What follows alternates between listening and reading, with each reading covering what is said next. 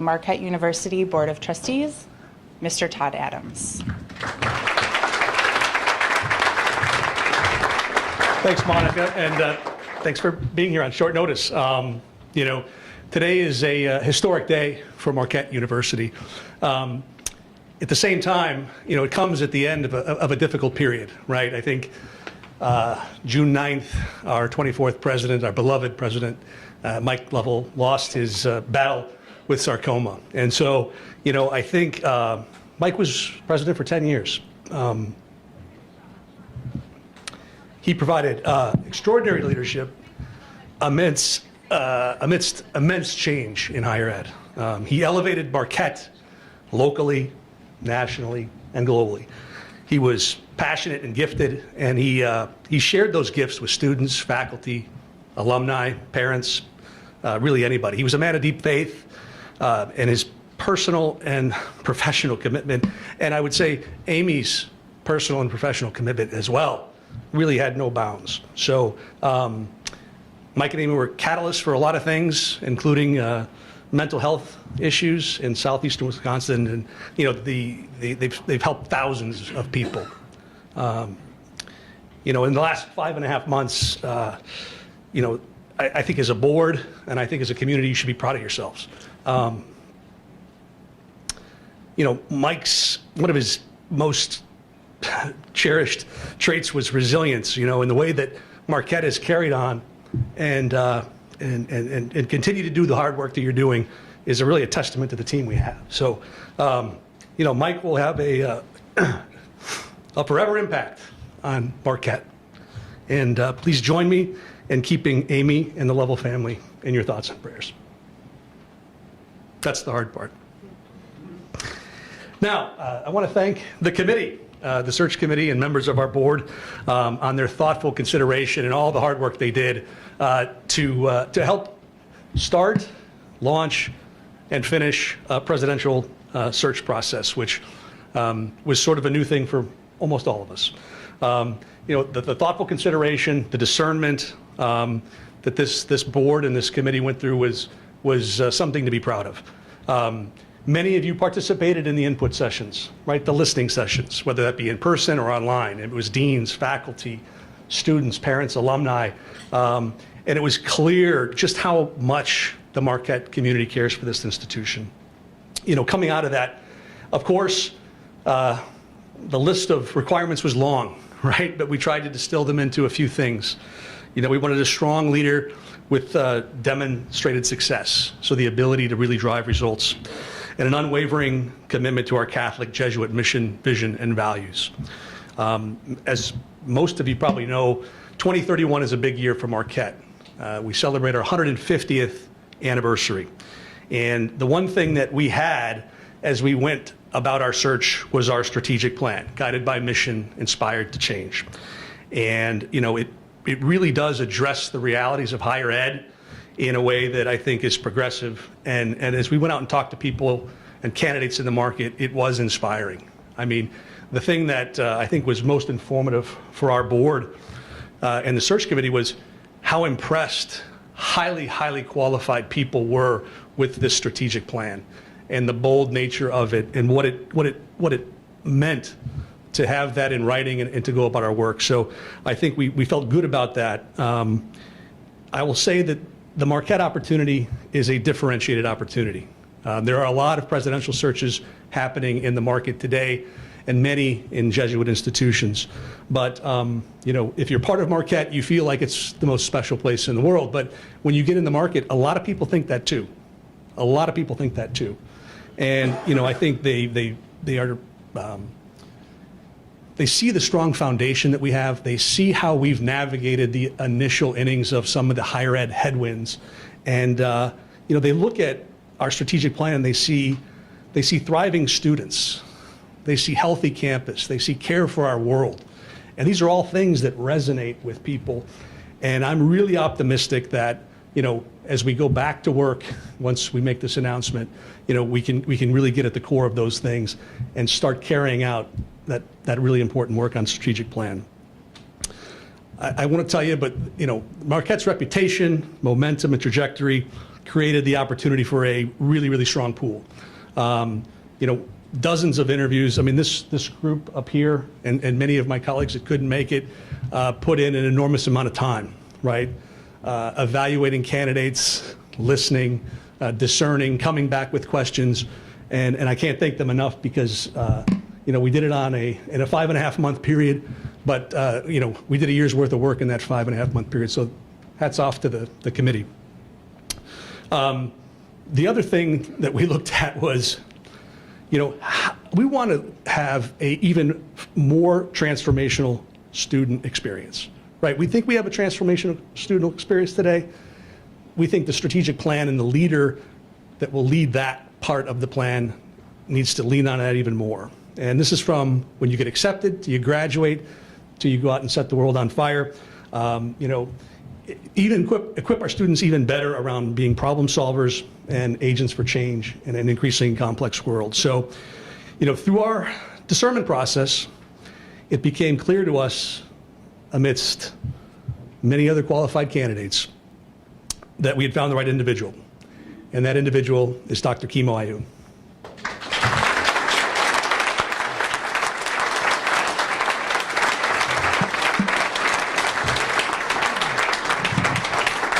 Many of you know Kimo. He's been part of the Marquette community since 2016 as the Dean of the Dietrich College of Communications. Starting in 2019, he's been our provost, and for the last 5.5 months, our acting president as well. He's led through difficult times, and he's accomplished real outcomes. His extraordinary commitment to our Catholic Jesuit mission, vision, and values shines through every day. What also distinguished Kimo was his deep Catholic faith and how he uses that to guide his leadership every day. And I'm excited for the broader Marquette community to see that really in action.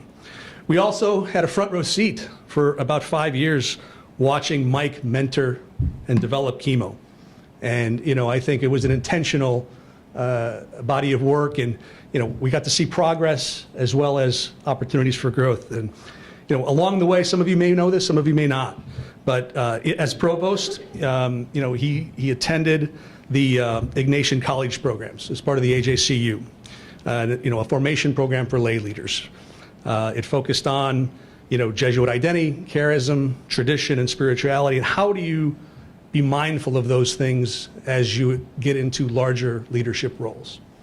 So this is a man who has been working and preparing and watching and doing the work, and we feel like he's ready. His capstone project as part of that program was supporting mission and hiring and faculty development at the college level. So now for the fun part. With us today is Kimo's family. His wife of 25 years, Catherine Puckering, who's a member of the faculty in the College of Communications, 25 years of marriage. His son Benjamin is a senior here at Marquette studying criminology and computer science. His daughter Molly is a senior at the University of Southern California studying pre-law, law history, and I think also culture.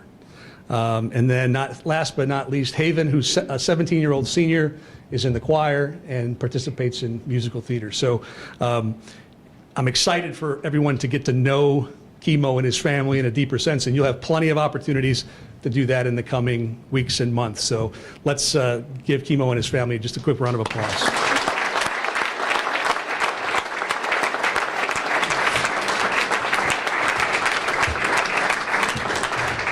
Just a couple of really quick closing points. I think it's important to know that the Board of Trustees elected Kimo with unanimous support, demonstrating our unwavering confidence in Kimo to continue to build on this trajectory and momentum initiated by Dr. Lovell, and as we move forward in the execution phase of our strategic plan. I think that's an important thing for everyone to know. Moreover, we think we have the leadership team necessary to achieve our vision to be one of the most innovative and accomplished Catholic universities in the world.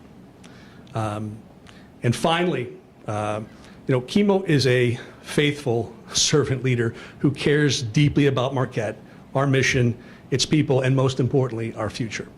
So it is my great privilege, on behalf of the Board of Directors, to introduce this community to your next president, the 25th president of Marquette University, Dr. Kimo Ah Yun.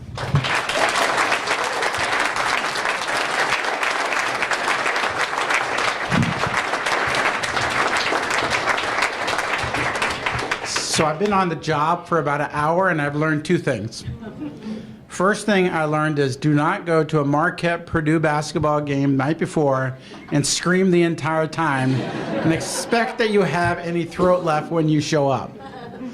The second thing is you should probably talk to your wife, because we didn't talk about coordinating, and her and I are wearing the exact same color outfit, which dispels the myth that she dresses me. You know, I want to thank all of the people, for you that are here, but especially Todd, the search committee, and all of the Board of Trustees who put their faith in me to help lead this great institution. You know, for those of you who know me, you know, I love Marquette and I love everything it has to do, and all the work that we are doing while we are here. And one of the things I talk about is I'm a first-generation college student.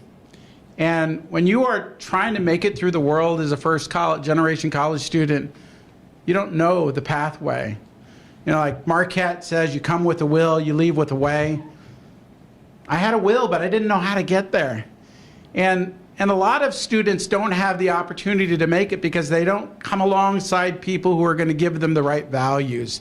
They're not going to come alongside people who are going to help carry them.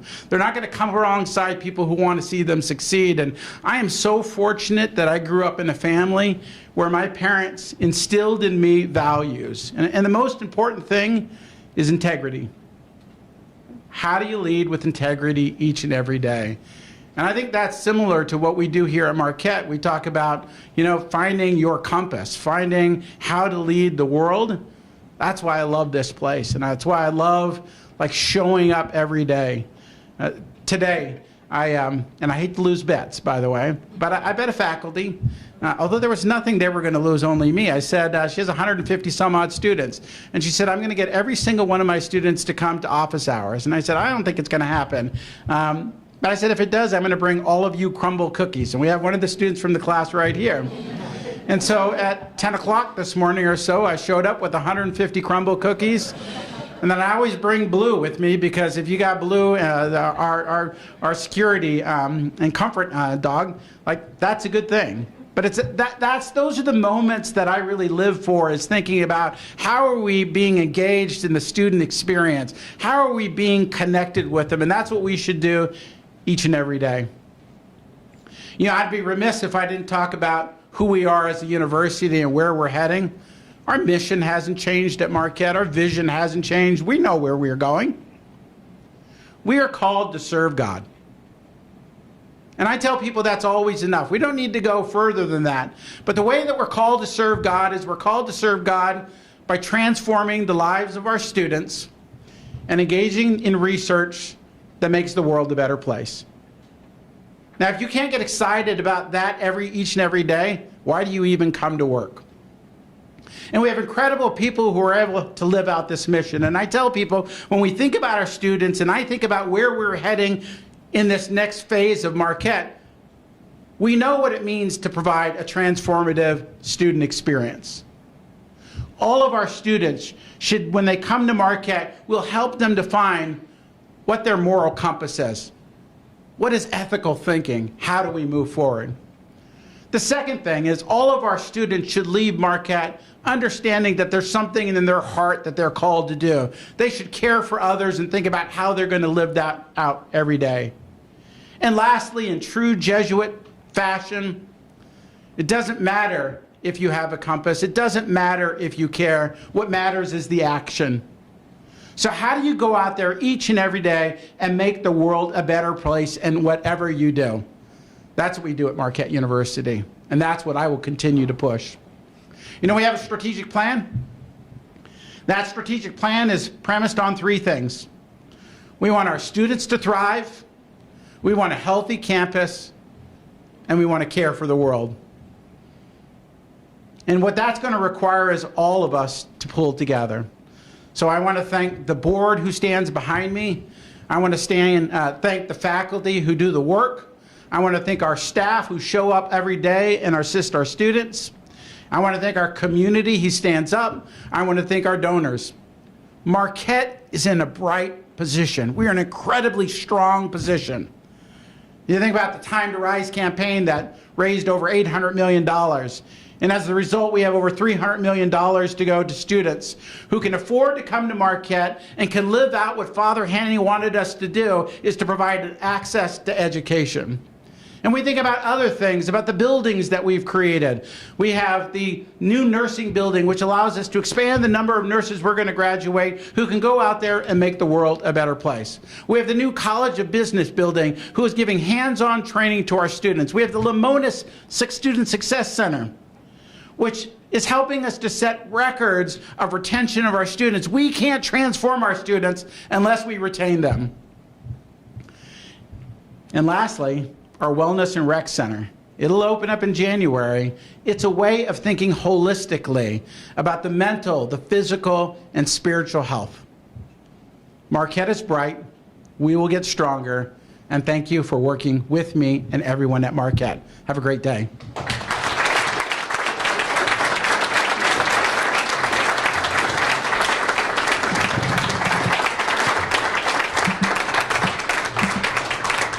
Well,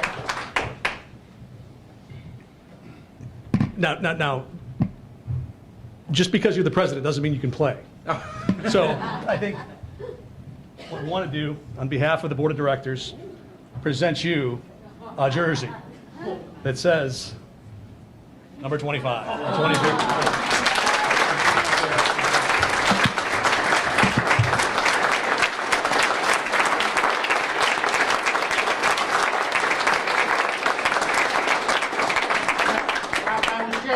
Once I told Shaka I still have 4 years of eligibility. He said there's a reason for that.